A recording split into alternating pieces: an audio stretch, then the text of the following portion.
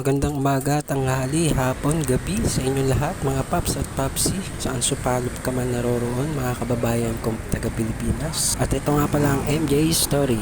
Kung mapapansin nyo nga pala no, nagte-teleport tayo sa video.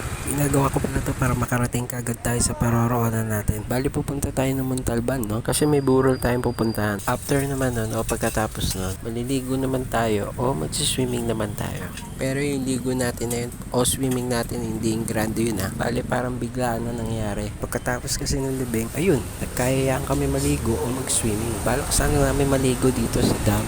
Yung sikat na dam dito sa Montalban. Kaso nga lang sobrang lakas ng ulan. Matik na kulay brown o maputik yung tubig. Kaya napag-usapan sa swimming pool na maligo para kahit papaano naman ay safe maligo ang mga kabata. Grabe kaya ng kaya. Ang lakas kasi ng ulan ng mga panahon na yan. Kaya ang patakbo ko ng motor, 30 hanggang 40. Madulas kasi ang daanan.